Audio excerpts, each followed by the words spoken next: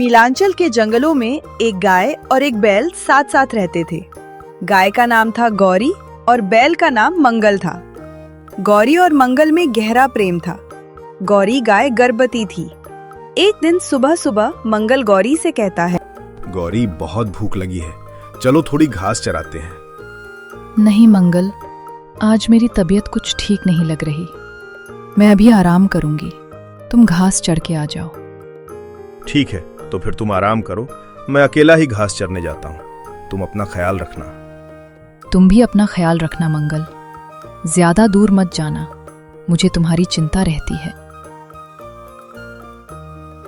बैल घास चरने के लिए पहाड़ की तरफ चला जाता है और गाय बैठी बैठी अपने होने वाले बछड़े के बारे में सोचने लगती है कि कुछ दिन बाद हमारा बच्चा भी इस दुनिया में आ जाएगा। मंगल अपनी पहली संतान देखकर फुलाना समाएगा। गौरी काफी देर तक इसी तरह के ख्यालों में डूबी रहती है कि तभी अचानक बहुत सारे जंगली जानवर उस ओर भागे आते हैं। उन्हें भागते देख गौरी का कलेजा धड़कने लगता है। वो बहुत घबरा जाती है और सोचती है, अरे लगता है इनके पीछे कोई बाघ या शेर पड़ा है। मुझे छिपना होगा, वरना बाघ मेरे साथ साथ मेरे बच्चे को भी मार डालेगा। यही सोचकर गौरी झट से खड़ी होकर एक झाड़ी के पीछे छिप जाती है। फिर कुछ देर बाद बाघ आता है, मगर गौरी को नहीं देख पाता। बाघ के जाने के बाद गौरी चैन की सांस लेती है। अब उसे मंगल की चिंता सताने लगती है। वो सोचती है कि मंगल ने भी काफी देर कर दी, अब तक तो लौट आना चाहिए था उसे। गौरी वहीं खड़ी मंगल का इंतजार करती रहती है। सुबह से शाम और शाम से रात हो जाती है, लेकिन मंगल लौटकर नहीं आता। सुबह होते होते गौरी बहुत डर जाती है और रोते हुए खुद से कहती है, लगता है बाघ ने मंगल को भी मार डाला। अब मैं इस जंगल में एक पल नहीं रहूंगी।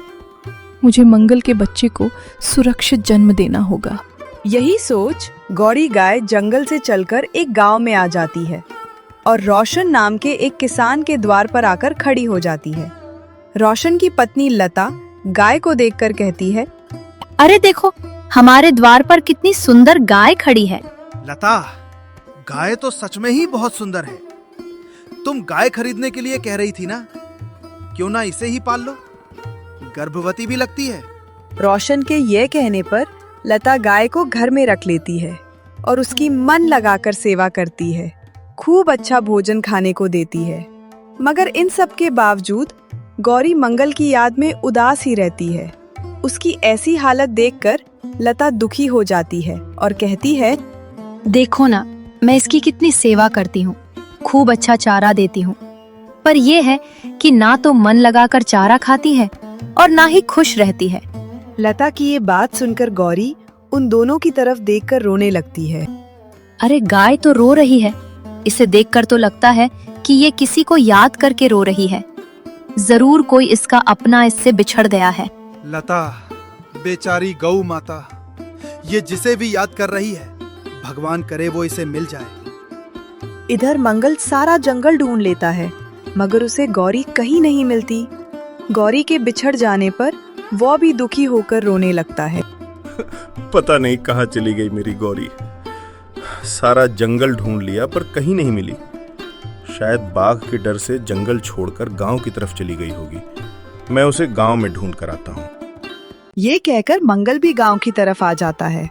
मंगल भूखा प्यासा दिन रात गौरी को तलाश रहता है और उसकी चिंता में कमजोर होता जाता है, मगर उसे गौरी नहीं मिलती। एक दिन मंगल एक पेड़ के नीचे बैठा था कि तभी एक कसाई की नजर उस पर पड़ जाती है।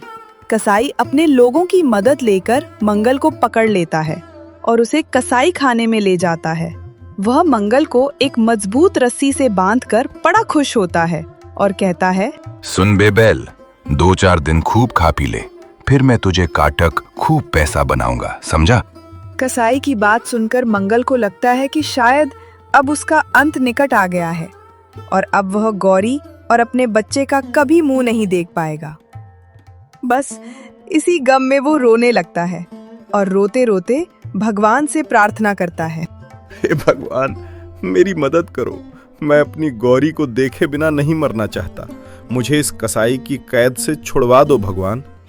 जैसे ही मंगल रोते हुए भगवान से ये प्रार्थना करता है, ठीक वैसे ही भगवान उसकी सुन लेते हैं। कसाई की बेटी जब मंगल को रोते देखती है तो उसे मंगल पर तरस आ जाता है और वो सोचती है, देखो तो बेचारा बैल कैसे रो रहा है। लगता है ये अपने परिवार से मिलने के लिए तड़प रहा है।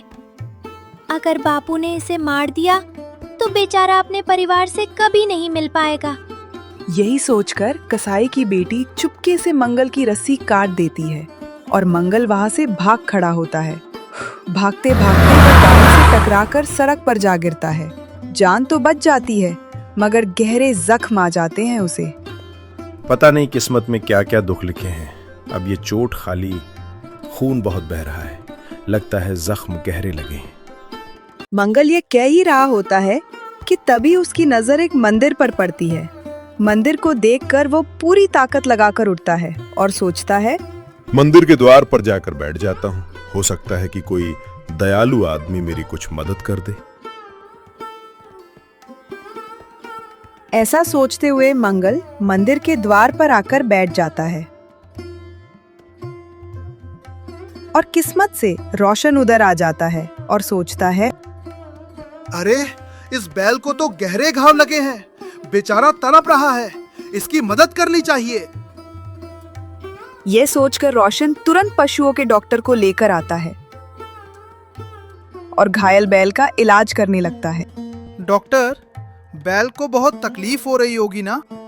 हाँ, हो तो रही होगी, पर मेरे इलाज से 2-4 दिन में ही ठीक हो जाएगा। अरे रोशन, तुम्हारे घर एक गाय भी तो आई है। हाँ, बहुत प्यारी गाय है, उसने बछड़ा दिया है। उस गाय की तरह तुम इस बैल को भी अपने घर में क्यों नहीं रख लेते? खेती में काम आएगा। उन दोनों की बातें सुनकर मंगल के तन बदन में खुशी की लहर दौड़ जाती है। वह मन ही मन कहता है, वो गाय जरूर मेरी गौरी ही होगी। हे भगवान, मुझे मेरी गौरी से मिला दे। डॉक्टर के कहने पर रोशन जख्मी बैल यानी मंगल को अपने घर ले आता है। फिर जैसे ही गौरी मंगल को अपने पास देखती है, उसकी आंखों से खुशी के आंसू टपकने लगते हैं और वो कहती है, मंगल, तुम आ गए मंगल। मैंने तो तुमसे मिलने की उम्मीद ही छोड़ दी थी।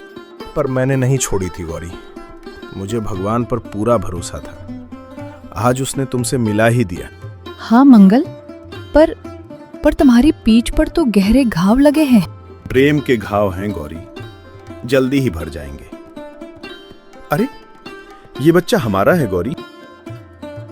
हाँ, हमारा बच्चा है। बहुत नटखट है तुम्हारा बेटा मंगल। एक गाय और बैल के बीच ऐसा सच्चा प्यार देखकर लता और रोशन तो जैसे हैरान ही रह जाते हैं। दोनों को उनके मिलने की बहुत खुशी होती है।